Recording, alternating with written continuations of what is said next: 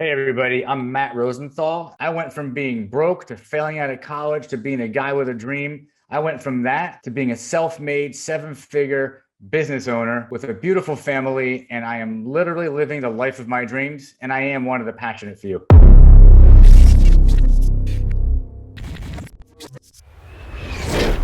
Today's interview with Omar, it was amazing. There's people out there that are really struggling. There's people out there that are having a tough time. There's people out there that are stuck. All right. We covered topics today that are going to help you untangle that web of how do I get out of being stuck? How do I get motivated? How do I find the hope and the road that I need to really, really move things forward, to reach my goals, and to be successful in my life? It is really difficult sometimes to keep your mindset, in that space. And we touched on all of that today. It's an amazing show. There's a lot of value, and you're going to get unbelievable tips from today's show. And I really hope you enjoyed this interview. And I hope even more that it helps you turn your dreams into reality. I know that it will. Hey guys, welcome to this episode of The Passionate Few. Today we have on a story that you haven't heard anything like before as we sit down with none other than Matt Rosenthal. He's the CEO of Mindcore. And while we're going to talk a lot about IT, business, and mindset, we're also going to talk about some of the challenges he had to overcome to get to where he's at today. And I assure you that if you stay tuned to the very end, you'll be blown away. So thanks so much for being on the show today, Matt. Awesome, Omar. This is great. Thank you. It's an honor. It's a pleasure. And I'm looking forward to the conversation, man. Awesome, man. Excited to have you on. I think a lot of people are going to be blown away by your story since a lot of people really haven't heard it before. So before we get into it and kind of go back to your humble beginnings, can you catch the audience up to speed as to what you do with Mindcore, what your IT company does, just so they have a little bit of context before we hear a little bit about your story? Absolutely, I'd love to. So Mindcore is a technology service provider, and we focus on what I call the three C's. So it's cloud, cybersecurity, operation tools. And with everything that's gone on with COVID, these are all things we were talking about prior, to COVID, but they've really taken like a front seat, and everybody now really needs to focus on those three things. So for us, it's actually been something that's helped us draw awareness to businesses who prior didn't feel a need to focus so much on these things. And now it's like everybody wants to know, like, what do I do to avoid a cybersecurity breach? How do I remote access my business? How do I use it? How do I collaborate? What's Teams? What's Zoom? I mean, it's really it's amazing how much things have changed in the past year and what that's done for our business. While it's terrible what's happening around us, there's still a marketplace that still needs to be competitive. And for us being positioned with with that focus, it's actually we've really moved along in a positive way, in the past year. And as for scale, can you give the audience a little bit of context as to the scale of your Sure. clients and scope of your business? Absolutely. So we service clients all over the US. Mhm. We primarily focus on, we don't actually, we used to have verticals. I'm not even going to say we have a vertical. Anybody that has an IT need, we service accounting firms. We service one of the largest PR firms in the country. We service manufacturers. We service construction companies. Anybody who really believes that their technology is really important, one of the foundations of their business being successful. And if they believe that their customer service and their clients being happy is important to them, then for us, it's a good fit, because that's a belief system that you need when you're investing in technology. So, scale wise, we have clients that range from 1,000 users to 5 users, right? And anything in between, different things, for those different size companies. So in terms of what we really bring to the table, it's strategy, IT strategy, and a set of beliefs and processes that no matter what are going to improve anybody's company. There's a lot of IT guys out there, a lot of tech service providers out there. And I think for us, we stand apart because that belief system and the way that we approach things, it really does connect better with people that really want to, move their company forward and keep momentum with technology. I love it, man. And it's interesting because you probably yourself never thought you'd ever be in IT whatsoever. I know you've had a wild journey of a lot of different experiences. Can you give the audience a little bit of context as to where you grew up and sort of where your Yeah. entrepreneurial hustle started for you as a kid? IT doesn't come natural. Like technology, it was not something that I ever thought I'd be doing. I definitely fell into it. I I have a degree in criminal justice in psychology. So I wanted to be a policeman. And when I was about 20, 22, 23, something like that, I blew my chest out bench pressing. So that really changed the trajectory of whether I could be a policeman or not, because it's kind of hard to pass a physical when you when you can't really move your arm or do a push-up. Right. So I was lost. Now I was lost for a while. I bounced around. I did a lot of different jobs. It was like hands-on, like in truck driving, landscaping. It while until I really matured and realized, you know what, I need to find a direction. I need to find a way. And there was a fork in the road for me. There was a point in my life when I was about 28 or 29 where I could have been a paid fireman. At that point, the injury, wasn't so much of a, and it was a fork in the road. I can be a paid fireman, which I had a job opportunity, or I can go to school for 6 months and be like an IT guy. And I don't know why I even started that. I just figured, you know what? I see the advertisements on TV. Let me go pay the 50 grand. I'll get the education. I'll get a job somewhere. So at the same time that fork in the road was kind of playing itself out, a friend of mine, I'm a volunteer fireman, mine from the firehouse, had an older brother that was working at Deutsche Bank at the World Trade Center in the city. And got a contract, multi-million-dollar contract for to do some, they call them, window. It was a window refresh. Like they were putting new computers out for the entire company. It's called a refresh. And he needed some guys that had no experience. So he said to his brother, look, I have a guy that I think is smart. I think he can learn. So long story short, I got the opportunity to interview with him and he offered me a job, 40 grand a year. I knew nothing whatsoever about computers. And I took that fork. I went that direction. And like everything else that I've done in my life, I threw myself into it. And I said, look, if I'm going to do this, I'm going to be really, really good at it. And like I said, it didn't come easy. Like I had to buy books. I had to study. I had to teach because they weren't going to teach me what I really wanted to know on. And what that was I didn't want to just be unpacking computers from boxes in the basement of Deutsche Bank. I didn't want to be putting stuff on shelves so that the other guys could do the work. I wanted to really, move up quickly. And it's just the way that I'm wired. I don't like to really stay at the bottom. So I work my butt off to get to the top. And that's what I did. So within like 6-7 months, I learned a lot. I took some computers that they were going to throw out. I brought them home, taught myself how to build a network, and taught myself everything that I really needed to know to almost be like a mid-level guy within like 6 months. And then that's how I fell into IT. I mean, it's a much longer story, but it was totally by accident, man. It was survival. So you were in your late 20s at this stage? 28. 28. And yep. As soon as you do that, are you starting to think about entrepreneurship? Did you prior have any entrepreneurial endeavors? Because most people, by the time they're in their early 20s, have already started a couple businesses or had side hustles. I know we mentioned selling candy in school and things like that. I did that. Did you have any entrepreneurial experiences that you could share with the audience here? Maybe things you tried kind of growing up, maybe in your teens. You grew up in the East Coast, right? In Jersey? Yeah. I grew up about a half hour outside New York City, like 20 minutes from Giant Stadium. Mm-hmm. Right in the middle of Sopranos land. If you ever saw the TV show, The Sopranos, that's where I grew up, in that area. Nice. You know what? I didn't know I was an entrepreneur until I was in my early 30s. Honestly, I didn't know it, but I was. I always was.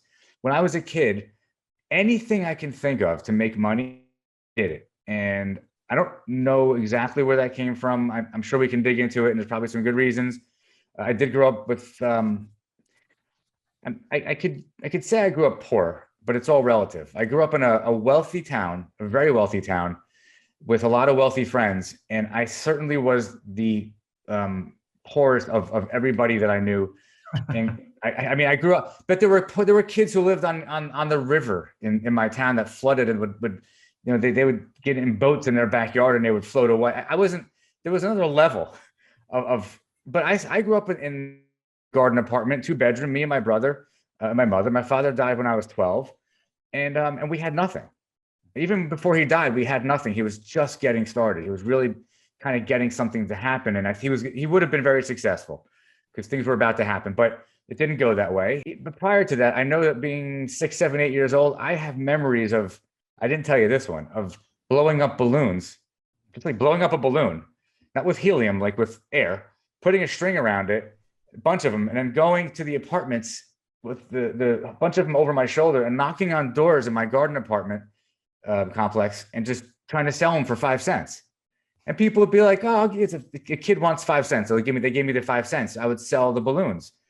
Um, I would shovel snow. I mean, I couldn't wait for it to snow, man. I'd go out there at 6, 7 o'clock in the morning at 10 years old. You're not supposed to work. It's against the law. But the manager of the complex lived above me, and we were friendly. And so he's like, "You want to shovel, kid? Go shovel." And he put me out. We would shovel the complex an entire day, an entire weekend, chopping ice, $3 an hour, you know, and loved it. I loved making the money and not having to ask anybody for the money. And I think that was because in my household, which was very dysfunctional, in order to get anything, which there was very little of to begin with, it was always held over my head. You know, it's like there was a guilt thing. There was I'm not even sure how to explain what it was and what it does to your subconscious. Like when there's this constant, like, if you get something, you should feel bad for getting kind of thing. So I realized at some point, screw it, I'm just going to go make my own money. And if I want something like a bike or, you know, back in the day, you have to buy a stereo, like you'd have to buy a receiver and you actually have to buy the speakers and a set deck and everything. Yeah. I would literally worked and bought every one of those things one piece at a time from Radio Shack over the course of a year, just to have a stereo in my little bedroom. So yeah, I was an entrepreneur because I had successful things that I was doing. I was making money, and I failed plenty. You know, I screwed up plenty, but I would always get back up. And the failures, even at that young age, never bothered me. I mean, I was afraid, but it never bothered me. What was your biggest failure prior to getting into IT in your late 20s? Were there any grand things you tried or? Yeah. I failed out of college. Yeah. Does that count? Yes, it does. And then when did firefighting get into the mix? When I was 18 years old. Mm-hmm. So let me back up one step why I got into it. Because I wanted to be a cop, and I knew that when I was 14. A friend of mine, I was sleeping over his house, and he had a police scanner. And I listened to it and listened to the local township police, and I was mesmerized. I thought it was the coolest thing in the world. So I had a moped. I went to Radio Shack, bought my own police scanner, and I would drive around town. That's a little whack. I'm thinking about it now. I would drive around town listening to the police scanner, and I would kind of go to where stuff was happening. I would go see what they're doing. Yeah. And by the way, the moped, I worked my butt off to get the money for that. I never had a license. I never registered it. Never had insurance. I just drove it around town. Anyway, I got this feeling that I wanted to be in some capacity where I was serving people, right? So to be a policeman is one of the ultimate ways of service. And I couldn't get any closer to that other than being a fireman when I was 18. You can't be a cop when you're 18. So I don't know what possessed me to join a fire department as far as the actual choice of service, because it's really dangerous. And I was still in high school, but I do know that I had a calling to serve, and I love to volunteer. I would always volunteer also as a child, anytime that I could for anything. That was never about the money. It was really about helping people. So that's why I joined the fire department when I was 18. I was a member there for 15 years. So what is that, 33? I was a member there for 15 years. And it was one of the things I'm most proud of, because when you volunteer and when you give, and you know this, I mean, I know you know this for sure. When you do something for other people and you expect nothing in return, I mean, what's more, what's greater than that? Like, what feeling is better for you as an individual, but what more could you give to the world other than, doing something where you're helping other people? Mm-hmm. And if somebody's house is on fire, somebody's got to go. Right. We didn't get paid. We drilled extensively. I mean, it was almost like a full-time job, and we were all volunteers in the town I lived in. We ran about 1,000 alarms a year, and for a town with 60,000 people, we were a busy fire department. Mm-hmm. And I saw a lot of car accidents. I saw a lot of fatalities. I saw a lot of messed up stuff. But especially in the Sopranosville. saw a lot of messed up stuff. Yeah. We probably shouldn't go into that on this video. But I loved it, and I really miss it to this day. I mean, I'm not gonna lie, I miss blowing down the street on the wrong side of the road with the sirens on. I mean, that's a lot of fun. Yeah. But I missed the camaraderie. I missed the brotherhood. That became the family that I didn't have. Because I had no sense of home life or family whatsoever. And I think that might be the other reason that I was drawn to the fire department.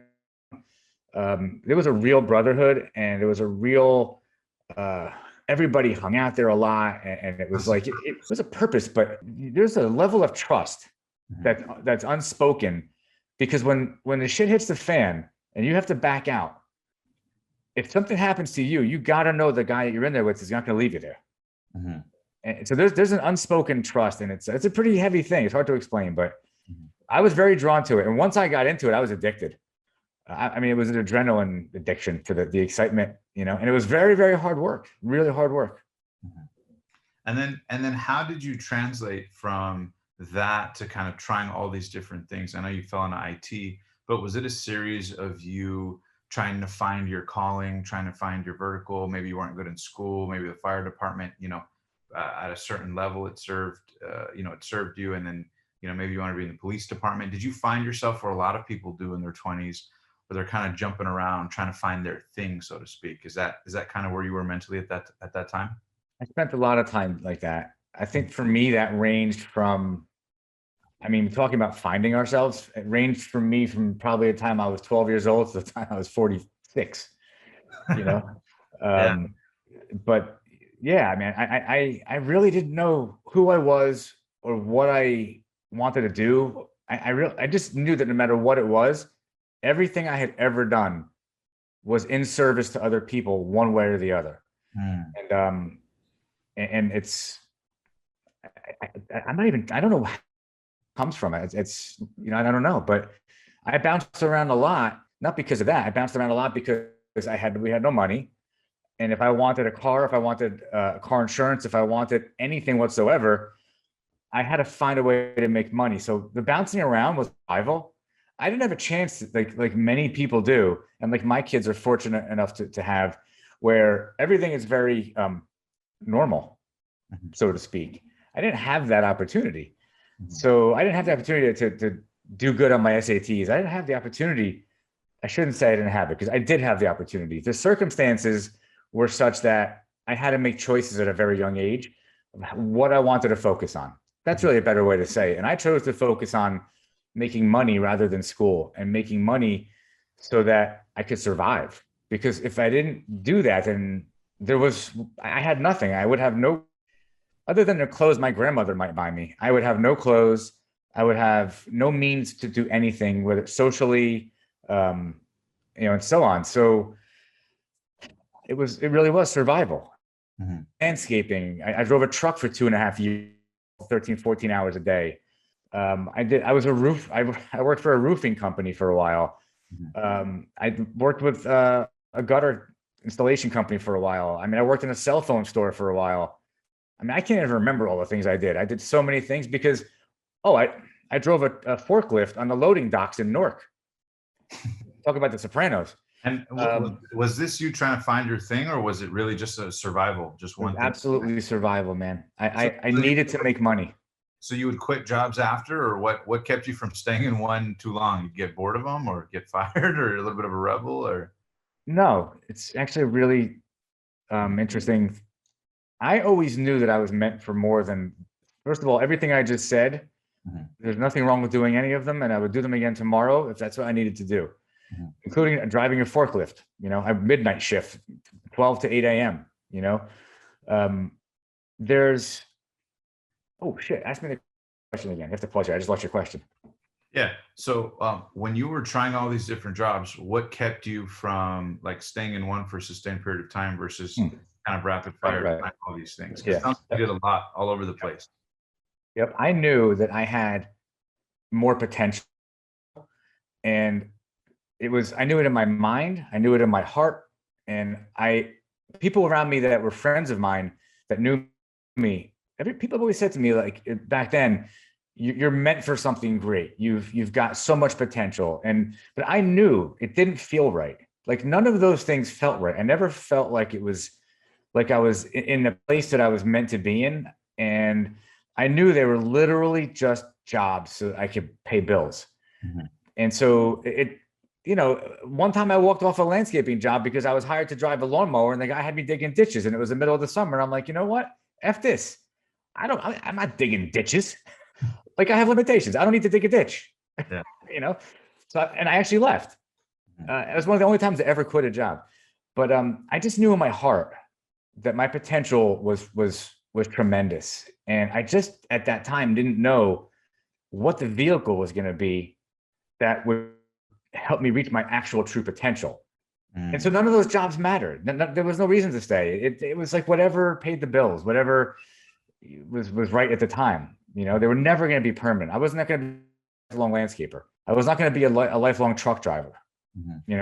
Now, what advice do you have for people who may be in that situation now, whether they're in their 20s, 30s, 40s, or really any age, as they feel like they, have the potential, they know they're meant for more, but like you said, they just haven't found that thing, they haven't found that vehicle, they haven't found their calling, and they're kind of running around trying to find it. Being on this side of the fence where you've kind of found your momentum, you found your stride, looking back to people listening or watching this right now, what advice would you give to people who are trying to find their thing and trying these different things and kind of feeling overwhelmed by it or plagued by it or wondering, man, will I ever figure it out or will I ever live to this potential inside? What advice do you have for people struggling with that? Part of the reason that a lot of that went that way for me was that I thought I knew everything. Because making my own decisions, good and bad, for so many years without asking anybody's opinion, I thought I knew everything. I was arrogant. I was overly critical of everybody around me, and my ego was way in my way. And my advice would be find some really solid, it could be mentors, it could be people in other families, friends, families. Just surround yourself with people that are grounded and just have it together. And they themselves have lived a good life and they themselves have made good decisions. And be open, get guidance. Nobody knows everything at 20 something years old or even 30 or ever. You've got to put your ego, check your ego at the door. You don't know everything. You're going to make mistakes, but you can make a hell of a lot less mistakes and you can speed things up if you just listen to other people and actually seek out good advice. I didn't do that. I really thought I knew everything. And found out you didn't. I found out the hard way. I mean, I'm 48 years old. I should have been where I'm at right now 10 or 15 ago, but I wouldn't trade it. I wouldn't trade it because my definition of wisdom is, I think it's a common definition that many people share, my experiences and the filter through which I see the world. Like everybody's is shaped by those experiences and by my perception of those experiences and how I process them. When I get a gut feeling now, it comes from somewhere. The gut feeling I get about anything, whether my daughter should cross the street to do this business deal or whether I should, donate to this cause, whatever, I always follow my now because now I know that my gut is really my brain sending me a signal, somehow alerting me that I've had enough experience, I've made enough mistakes, I've learned enough lessons, and I've got something telling me, hey, slow down, listen, just rethink this or double check this or whatever. And that's why I wouldn't trade the time. The time was the best education that I could have had. All that time. You can't get that education at school. And frankly, I'm not sure anybody can teach you any of these things. You've got to go through the hard times.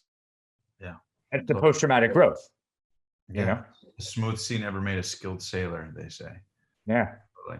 And then, and now just to retrack back, you get into IT when you're in your late 20s, you're about 28 years old. And then you mentioned that you kind of little by little start learning and pretty soon you start getting kind of more advanced than people at the, you kind of advance your skill sets beyond your pay grade at that time. At what point did you start saying, maybe there's a business here, maybe there's an opportunity here, maybe I can kind of venture out on my own, take it to the next level? The first thing that happened, I gave me an inkling that that could be a possibility was when I began, and this wasn't until I was really into my early 30s, Mhm. I began to accept that I saw things other people didn't see. Mhm. I picked up on things in rooms that other people didn't pick up on. Like what, for example? It's an emotional intelligence. I didn't really realize what it was until I got tested 3 years ago, and I scored in the 98th percentile. Mhm. So I always thought I had a sixth sense. I didn't know what it was. I thought it was, I just was the poor kid who had a tough life. So I just thought I would see things nobody else saw, which I think it's all of that. But I would be in rooms and I would, see somebody's facial expression or a body movement through the corner of my eye, and I would just almost know what they were thinking. And I was usually right. And I'm not saying that I had to be arrogant. It just, I pick up on those things, Yeah. so, but it's the ideas and the creativity and the things that would come to me that wouldn't come to other people around me.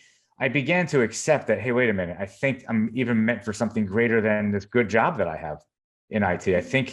I could be a leader. Like I feel like in every situation I was in, I thought I should be a leader. I felt like I should be the boss. Like I actually felt that. Mhm. And my bosses would feel that, which at times caused issues. Mhm. But I would see things that they didn't see. I would see solutions. I would think creatively about strategies that would never occur to them or anybody around me. And I began to realize, wait, I think there's something bigger here for me. And that was the first inkling I had that, maybe I could do something on my own. And then I was aware that as a kid, um, I had the ability to think of ideas of ways to make money and then go execute. Mhm. And I did at that time in my 30s. Think back. I mean, I recall having these conversations with myself about the things that I had tried to do. Like I tried to start a landscaping company once. It didn't. It went a couple of weeks. It didn't work.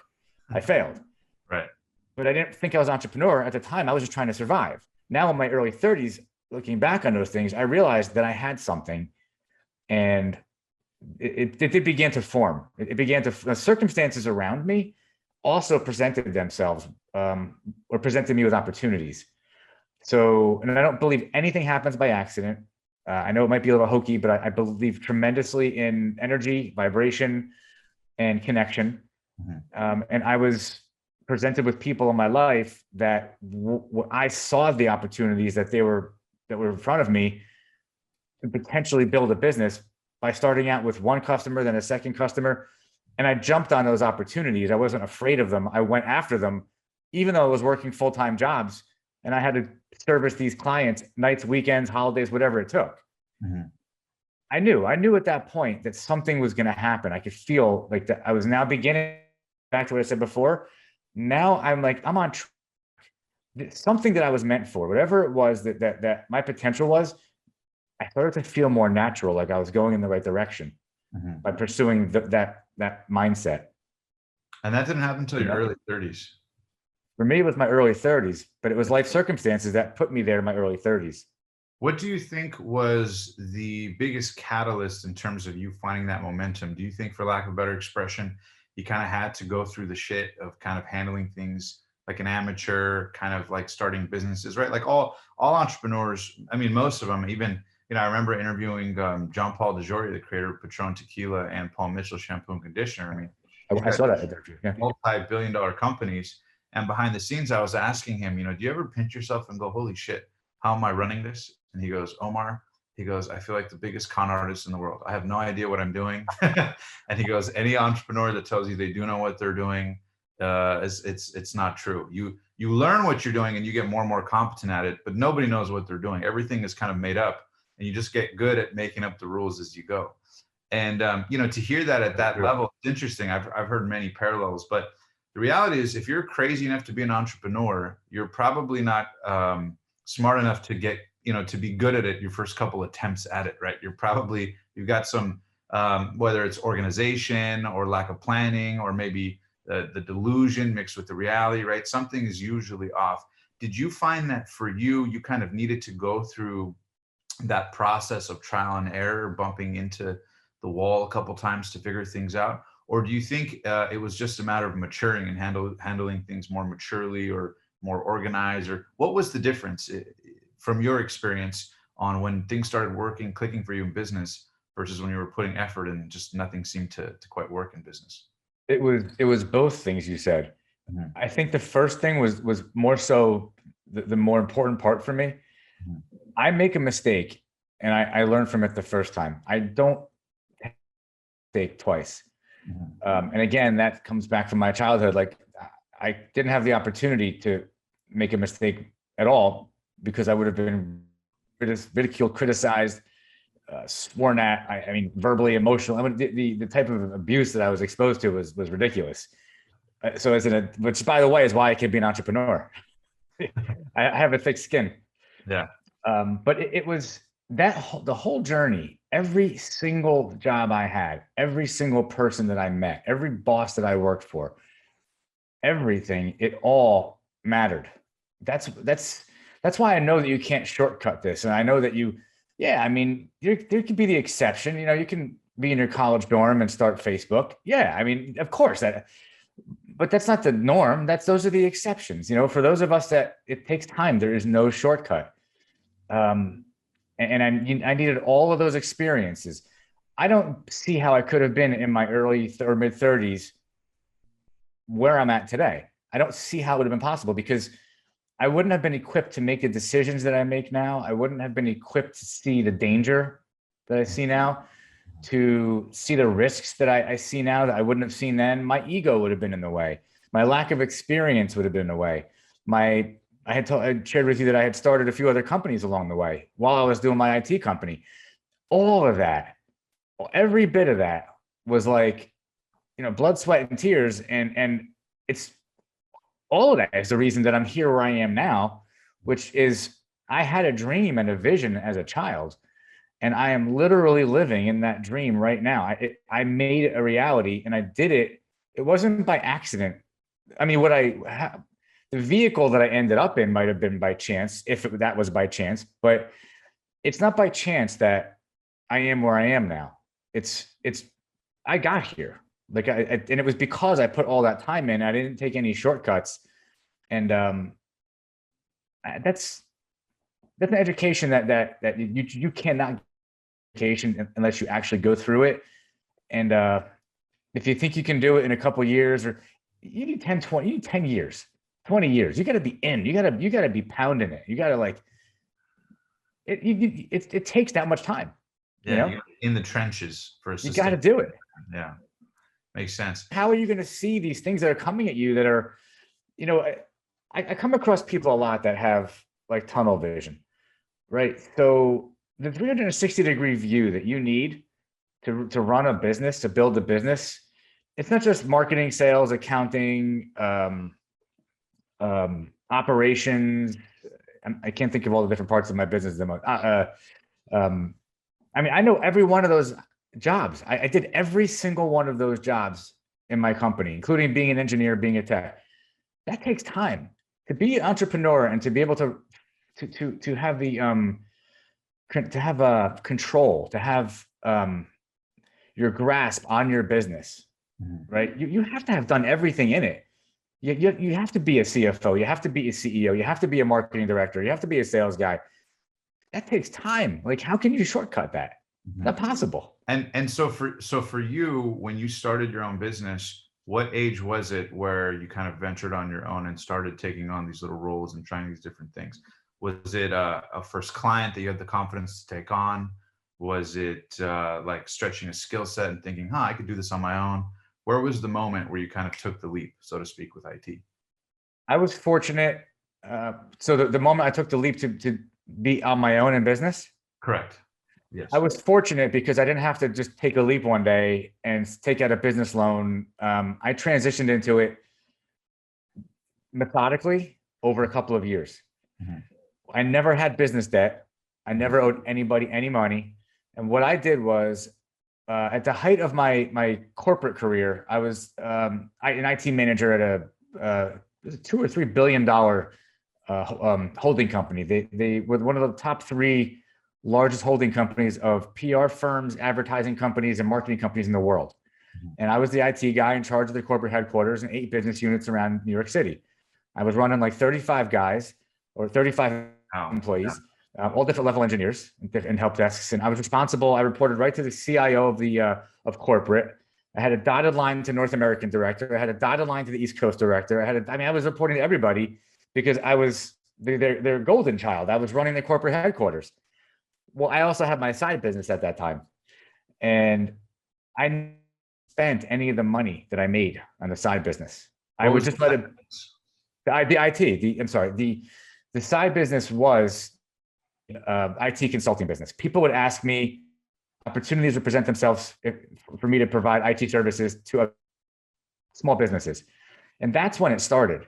And so as I would do that, my very first customer looked at me one day, who I got by chance. My manager at that company, who didn't have the skill set I had, said, "Hey, can you come out with me? I have a job in Jersey. I don't know how to build this network. Can you do it?" I said, "Sure, I'll do it." I went out, I did it. A few weeks later, he goes to Europe on vacation. They call me up. There's a problem. And I said, "Well, I'm not your IT guy. I don't want to step on so-and-so's toes. He's also my boss at work." And they said, "We don't care. We're down. Get your butt in here." So I went in, and that was the beginning of a relationship. That was my very first customer. And they offered, after that, they invited me to their house. We had sushi together. I never had sushi before. I was never exposed to it. So we sat down, had that. They said, "You know what? We love energy. We want you to give us 10 hours a month. We'll give you $1,000 a month." And that was my first customer. And that was $1,000 a month. I was only making $65,000 a year in that job I just talked about, which, running 35 people, I'm managing 5,000 a year. I mean, it didn't even add up. So I'm making $1,000 a month with this other client. And after a few months, he turns around and says to me, "I can't pay you anymore with a personal check. I need you to form an LLC, like a business." I had no idea what she was talking about. I was like, what do I do? I don't even know what you're talking about. She goes, "I have to pay you from business to business." I'm like, "Well, how do I do that?" She helped me set the business up. My accountant at the time, who I had just met, who's still my accountant, taught me how to use QuickBooks and taught me how to handle my accounting. So that was how it started. And so I built it up, and I got more clients here and there. They would just find me. It would just happen. I never spent any of the money. It all went into the bank account for the business. So when the time finally came that I decided to full time into the business, I had like hundreds and hundreds of thousands of dollars sitting in that bank account. And I didn't need to just like, "Oh, okay, I'm going into it." I ramped up into it over like 3 years. Now, this is before having a side gig was like a cool thing like it is now. Like, everybody's got a side gig. Like, I just assume all my employees have a side gig. I don't even care as long as they don't interfere with what we're doing. Right. So, but back then in the early 2000s, side gigs were like against the rules. Like, you get fired. Yeah. And so I did get pulled. You had to keep it like kind of hush hush a little bit. Yeah, don't tell anybody. Yeah. Okay. Yeah. So and then when you started the first year, what was your income from the side business, your first year, second year, third year, just to give the audience a little bit of context as to how you were ramping it up? My first year, I think my side business probably just was that $1,000 a month. So it was probably 15, 20,000. Maybe I did some other small jobs. It was the second year an opportunity was presented to me. Somebody that I worked with at that other company turned to me and said, "I have somebody who is starting her own firm, wants a setup. I know you have your LLC. I don't know anything about businesses, but we want to do it together." I said, "Sure." He brought it to me. We did it together. That ended up making, I probably made a few $100,000 in the next year from that one account. And to this company to this day is one of my top 4 largest clients. They're one of the largest PR companies in the country.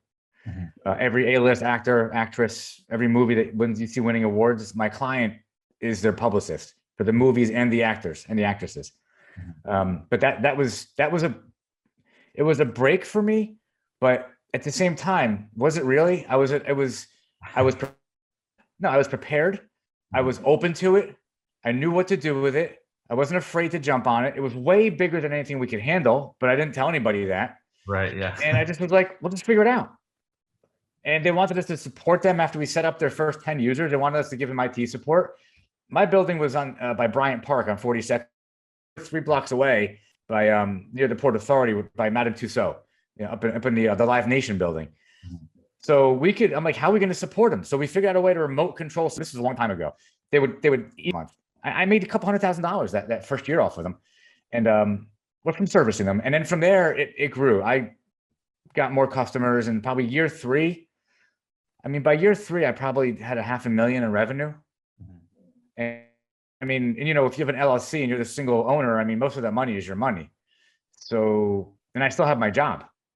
Right. So I was making 70 grand a year at my job, and I had 500,000 a year in revenue coming into a business that had no expenses. I had no expenses.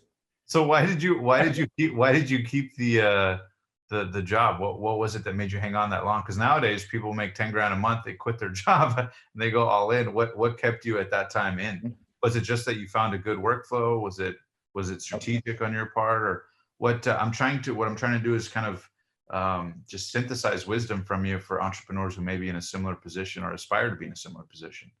The reason I kept that job, I was afraid of being poor.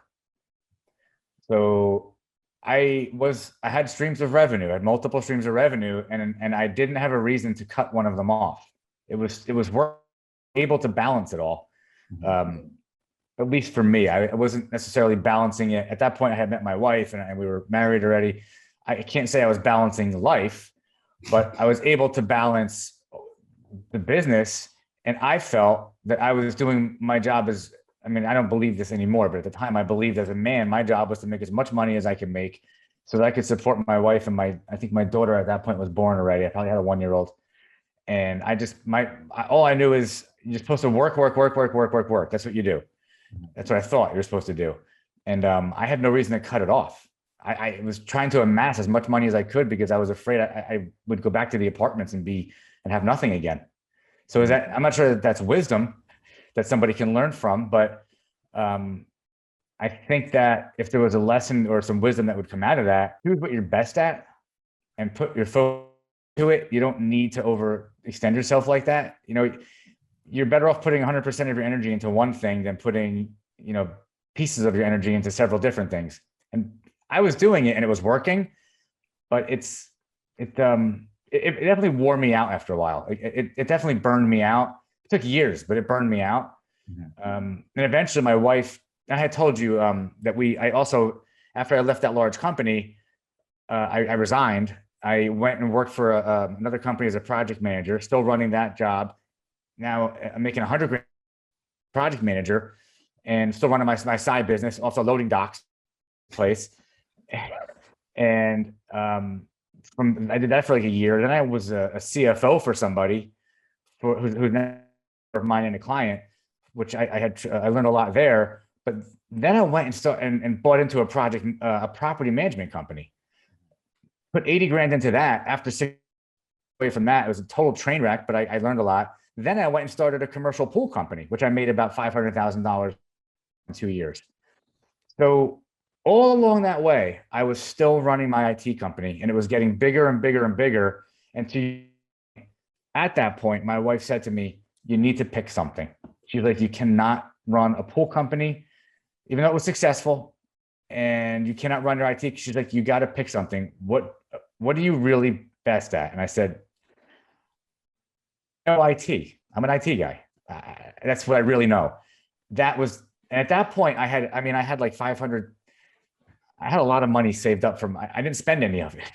So I had a lot of money saved up. So at that point, I went full time, and I was like, okay, no more other businesses, which is very difficult because opportunities are presented to me all the time, and it's hard not to like being creative and being entrepreneurial and being like, feeling like I can build anything, which I do believe now I can build a company. If my company went to shit tomorrow, start another company and build another company and be successful. I know with total confidence I can do that now, but I didn't know that then. So I was like, fine, I'll pick the IT company, and that's what I did. And I put all my energy on it, and for the next 3 years, the business grew 30% a year, every year. And that was, sorry, long story, but and the rest is history. Now, what lessons, and I want to ask this because I know one of the biggest challenges that most business owners have is three things, right? I mean, obviously there's a multitude of things, there's constant fires.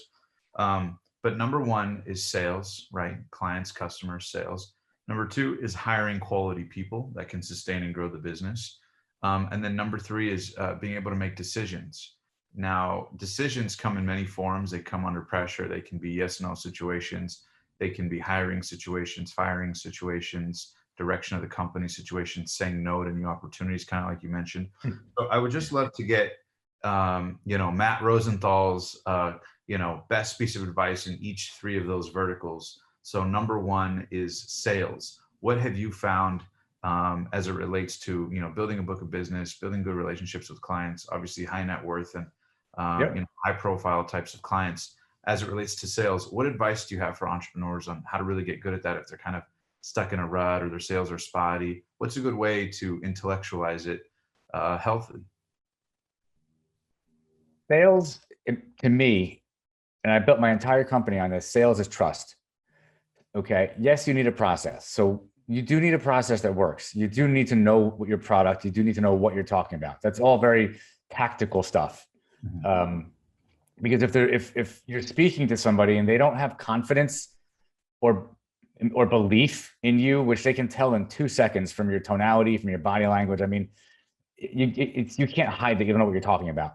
You know what you're talking about. And as long as you're for real, you have to be authentic and be trustworthy, because what you're really doing, what I believe sales is, I don't even like to use the word sales.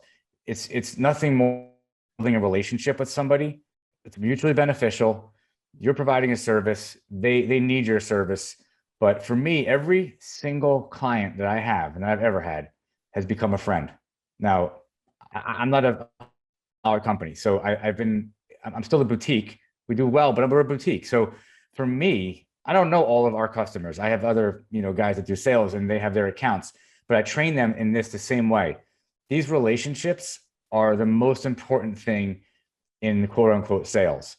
And we go into we call it an FTA, a first time appointment.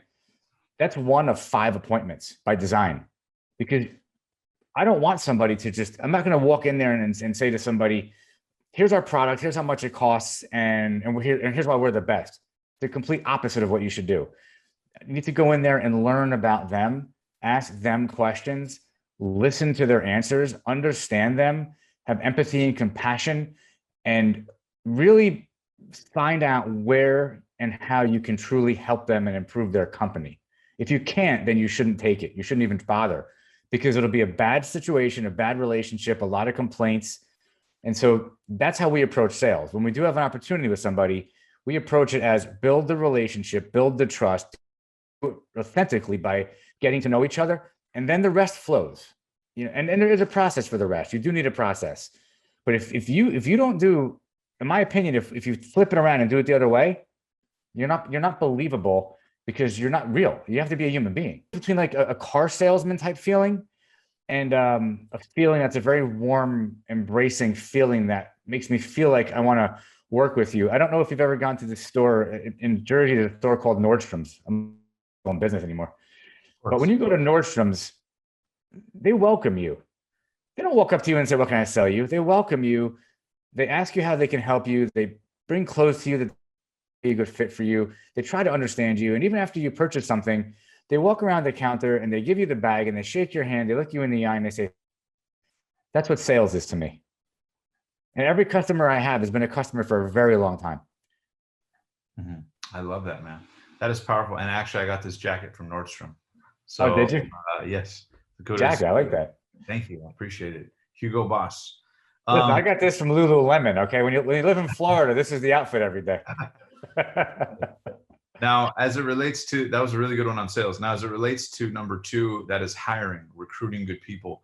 In your business, obviously, people in your business end up becoming the layer between you and your customers or your clients. And I'm sure you've encountered plenty of people who maybe in any industry, this happens with entrepreneurs, where maybe somebody works for you and then they steal a client or they steal the business model or they learn the thing. Had that happen. And then start their own thing, right? and or maybe they're great for month one or month two and then they fizzle out, or they're a top performer and then they go MIA, or maybe they are going through a divorce or relationship and that affects their work, right? There's a myriad of all these things, and as a business owner, you kind of have to be a therapist in a certain context sometimes, right? Not just I can't believe you just said that. Yeah, it's so true. So what advice What advice do you have for entrepreneurs out there when it comes to hiring, firing, recruiting people? I know there's no magic bullet, but in your experience, what have you found to be an effective strategy to retain and attract good people?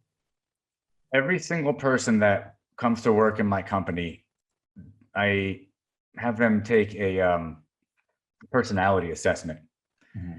And the reason I do that is because in my belief system, MindCore, my company, just like any entrepreneur, is an extension of my personality, my belief system, and my values. So anybody who comes to work in my company needs to have pretty close to a shared set of values. The way that I look at our customers and those relationships, I don't even know what the words are to tell you how important those are to me and how much I care about these people. Mm-hmm. And the people that come to work for me need to feel the same way. So I look for empathy. I look for, in these results, I look for levels of empathy because it matches our service and it matches my belief system. So whatever business you're in, when you're hiring, you just have to figure out what qualities you want in a person. And I'm in the IT business. I don't hire for necessarily the depth of their technical skill set. Okay. Right. I can teach them more and more with that. I just need them to have a certain level. I cannot teach them empathy, nor do I want to. I can't teach them compassion. I can't teach them teamwork. Okay. I can't teach them creative thinking and critical thinking. These are things that I actually, I'm going to use the word test, but you can't pass or fail, but we test for them. I just want to get a sense for how the person thinks and what their personality is like. We have zero in our company for toxic behavior, for negativity, pessimism. It's the opposite. I want our company to be full of happiness, sunshine. You can hear the smile through the phone. That is how I like to be. That's how I feel. And so that's who we hire. Anytime I step out of that process and said, you know what? I think they're going to be good. Every single thing on those assessments that I've ever read has always been right. And I've had people that turned out to be unmanageable, so I had to fire them. They were not team players, so I had to fire them. It told me this in these assessments, but I ignored it. So my advice is do a personality assessment, so do a DISC assessment, understand the personality or the behavior type, because that could really be a problem for you, or it could be an asset, and understand the personality. And as the owner of the company and having a vision that it's important to me that everybody is on board with, I can't be, moving the ship one direction and I have a wind that's pressing against the way the rest of the ship is going because somebody else has a different belief system or they're too uncomfortable in our culture. So it's so important that you hire the people that fit your culture. I mean, you could lose a year of time messing around dealing with those problems if you hire the wrong people. Don't hire necessarily for just the skill sets. You've got to hire for personality. Very true. Now, the last one is decision making. Being someone who's come from kind of a childhood that kind of made you more maybe mentally aware, emotionally intelligent, going through all these different things and experiences and business and failures and roller coasters and up downs and everything in between. I know also that decision making is such a critical component of being an effective entrepreneur. What advice have you found in your business or at times in your life or businesses? What's some advice you have on how to make effective decision making, how to make effective decisions, but also what are some of the decisions or process of decision making that you see entrepreneurs who fail kind of make, right? I'm sure at this stage you've seen common denominators on both sides, right? Leaders who make great decisions and leaders who don't. What advice do you have for entrepreneurs in that department? So you're making decisions every day of the week. Some of them are more important than others, but when you're making the big decisions, not what are we going to have for lunch?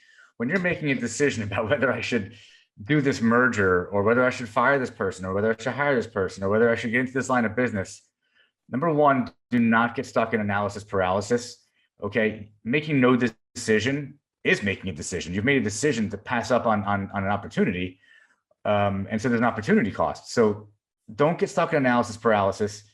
This is where the wisdom comes in a little bit. You've got to know, you got to weigh your risks. So you got to find out all the potential pitfalls to a decision, whatever it is. I mean, this could be a 5 or 10 minute conversation with yourself or a few people around you, or it could be weeks or months.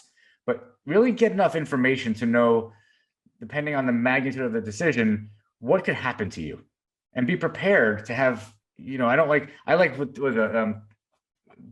burn the boats is what Tony Robbins says. Yeah, Tony Robbins says, burn the boats. You got to burn the boats. Yeah. So I'm not saying have a plan B for everything, but you do have to have a path. So if a decision doesn't go well, you do need to know what you're going to do. Be decisive and be able to make the decision. However, if you make a decision and now you're going down, maybe it's 6 months down the road and you're like, oh my God, I'm X amount of dollars in the hole on this. It's not what I thought it was. You've got to have the wherewithal and the nerve, and you got to get your damn ego out of the way and say, bad decision. I'm cutting my losses. Let's go this direction. You got to pivot. So to me, pivoting is synonymous with decision making, because every decision you make is not going to be good. The good ones, awesome. Make a decision and execute like crazy. Like, don't make a decision that I'm going to do X amount of sales, or I'm going to do X in marketing, or I'm going to do whatever, and then just kind of half-ass it. Like, if you make a decision, execute like crazy, right? And set some milestones for yourself. But if it's not going well, pivot, and don't put, what's the expression? Don't throw good money after bad. Get out of that decision and move. And we had to do this. I was all ready at the end of 2019 to have very specific things happen in 2020. Okay, March hits, and all of a sudden I'm like, whoa, like everybody else, what am I going to do? So I sat down. I literally sat down. I threw out the 2020 plan I had, sat down with my CFO. I said, number one, I don't want anybody to lose their job. So let's figure that out. Let's put a plan together, a 7-phase plan of what we can do before anybody loses a job. I don't want to cut bonuses. I don't want anybody to feel anything. And by the way, we were able to achieve that. And I said, secondly, we are now not focused on growing the business. We're focused on staying where we are. That was the goal. I don't want to retract. Expansion this year wasn't the goal. We pivoted quickly. We ended up having one of the best years we ever had. And it was because we decided, throw out the old plan, put the new plan in, done. No emotions, no like, oh, I put so much time into the old plan. No, forget it. It's no good anymore. So that's a big deal. And I embrace change, and I actually get an adrenaline rush from change. Most people around me, it's like I walk into a firewall, people are running out of the building, right? So literally, right. I love change. When stuff is changing, I'm like, man, give me more. I know that's not normal. That's also a product of growing up with nothing but chaos and change around me. You get used to it. Right. But when you can recognize the gray area in that change, and you can see that the gray area is the opportunity, that's where your decision making, being able to step back and evaluate your decision and see where the gray area might be, where you could pivot to, and doing it quick and not looking back could be the difference between being in business or out of business, or X amount of dollars coming in or going out. Or, I mean, who knows what could happen. So that is one of the biggest mistakes that I see people make. And I know I'm running on here, but I feel like I need to say this. The first deal I did was with a guy who, one of the reasons that we didn't click well after we got together was because I was able to pivot and change and actually execute on a vision quickly and not get emotionally attached and be so like my ankles were in cement. He couldn't get his feet out of the cement, and every move I made him uncomfortable because we were moving forward too quickly. You have to be ready for momentum, because when you make decisions, you are creating momentum, and that momentum is going to help you reach your goals. Right. So when you actually have the traction, don't be afraid to sit back and say, okay, this is really happening. Okay. And one day you didn't have any videos. One day you just started this. And I would suspect at some point, sometimes you might pinch yourself and, am I really interviewing these people that I'm interviewing? Like, Right. And my grant card, this is crazy. Well, that was a dream at one point, and you made it a reality because you made decisions and you pivoted somewhere along the line. Mm-hmm. That's what I'm saying. That's what I'm trying to. And now you're able to say, wait, yeah, I did this because I made good decisions. Mm-hmm. No, that's totally true. I love that, man. What an empowering way to end that point. No, that's totally true. Now, I want to ask you this one last question before we wrap up here. Is when you look back at what you've done in business and some of the things that you're currently doing in business as you move forward, try to identify with somebody who may be in their 20s or 30s or 40s or 50s or any age, really, entrepreneurs at any age, men, women, who may be in a situation where they feel like, man, I've been trying for so long, I've been for 5 years trying or 10 years trying or whatever it is, and they kind of stop, right? And I have plenty of friends of mine who've had, $1 million businesses that, just because it's happened a year, 2 or 3, doesn't mean it's a guaranteed ride of that, right? It's not a salary, right? No guarantee. Exactly, especially in this day and age where technology and things can change so fast.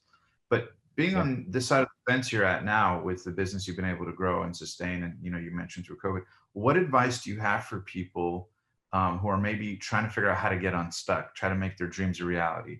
Maybe they feel that same thing that was pulsing inside of me or you. They had a dream, they had a vision. Maybe they didn't know the vehicle, but they feel stuck, they feel overwhelmed, and maybe plagued by their environments or their significant others, or some of the things in their environment, their negative self-talk after all these years of trying but feeling like a failure. What advice do you have for people on how to get unstuck and kind of move forward in terms of what's worked for you when you were stuck to help get you out of that funk? I was that. Identifying. That was me. Like I spent my teenage years and all of my 20s feeling stuck. I did not know how to get out of this whole entire pattern of old bad habits of thinking. And here's what worked for me. I'm a dreamer. I dream. I literally can remember being a kid and dreaming about, playing a guitar on stage and being like a rock star, and you got to find that dreamer inside of you, because the dreamer is the hope. Mm-hmm. And you need hope. Hope is fuel. Okay. Now, it's one thing to have hope. You asked me about a book I was talking about, and I told you what the title was. Hope is not a strategy. Okay. Nobody can use that, by the way. It's mine. But it's a strategy when you're in that point in your life. You've got to have something to hold on to. You have to have something that's pulling you forward when you have nothing but disappointment and you have nothing but letdowns and you feel like you're not achieving what you want to achieve and you feel like there's something more for you. You've got to keep the hope alive, but the hope is nothing if it's not attached to something. What is your dream? I don't mean some crazy dream. Look, you can have a crazy dream, but what's the dream that you can connect to? What's the dream that you really want to achieve? That carried me for 30 years. I'm not kidding you. It carried me through my 20s. It carried me through nothing but disappointment. It carried me through years of depression beneath the surface while I was functional. It carried me through failing out of college. It carried me through everything. And it wasn't until I was actually in my early 30s that I began to start to feel that I was breaking out of these old thought patterns and the old negativity and the old being stuck, because I put so many years into not letting myself fail. And what I mean by fail is give up. Mm-hmm. Giving up was, I mean, sometimes you think about giving up. I don't mean that like in a dramatic way. Sometimes you're just like, oh, screw it. I like a dog with a bone. Like you got to find that in you. Everybody has that potential. Mm-hmm. And every human being has the potential for greatness. It's your belief in yourself that I believe is the difference, unless there's literally something that's wrong, medically or something where you can't reach beyond a certain level. Everybody can reach the same level. Everybody's got the same opportunity, because it's not about school and it's not about education. And it's not about any of that. It's about your own will and your own drive and your own desire to achieve. And there's nobody that has any more or any less of that. Everybody's got the same potential, and it's a tremendous amount of potential. I never gave up. And I believe me, people that know me and have known me for most of my life, look at me now, and every single one of these people, if I put them in front of you, would say, of all the people that we would have expected to be where he's at, doing what he's doing, he's the last one we would have thought because of how he started, because of how I started. But on the flip side, they would say, but he is the one who would never give up at anything. And now it makes sense.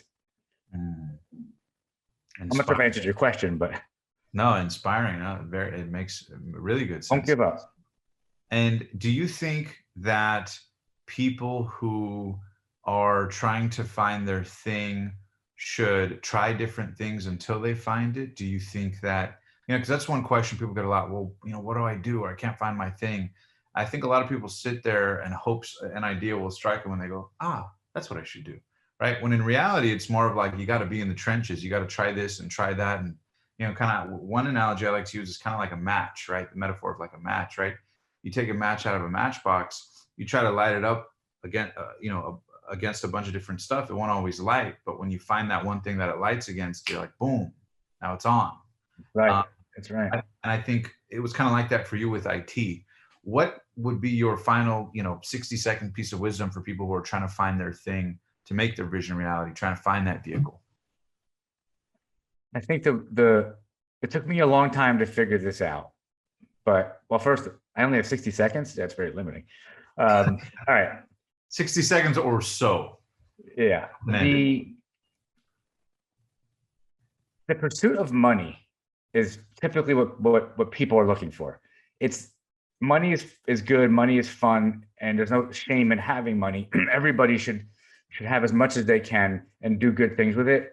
But the true pursuit, and where you really know that you've found yourself and that you have found the right path, and that path will deliver money, it will deliver all good things to you, is when you know that you're living a life purely, it's pure, it's real, where you have joy, you have happiness, you have fulfillment, and you know that you're doing good for others in some way or another. If it's just the money, you'll be miserable. You'll be 30 years later and you'll be unfulfilled. You'll be miserable. Maybe you're getting divorced. Maybe you're going from job to job. That is something that I could turn to the 20-year-old Matt and say, work on your inner self, get fullness in order, figure out who you are and stop being such an asshole to people. Right? Seriously. And it's about human, and it's about connection. And whatever you're going to do, don't lose sight of that, because it's very, very, very easy to lose sight of that. And I can tell you from experience, your marriage can be impacted, your relationship with your kids can be impacted, your relationship with your friends can be impacted. None of that is worth it. Those are the most important things, because when your life is coming to an end, or when it's all done, do you want to be able to, do you want to be the richest man in the cemetery, or richest person in the cemetery? Or do you want to have lived a very happy, fulfilling life, having done something you enjoyed? That's my answer. Love it, man. By the way, IT isn't something that it's not that I love IT.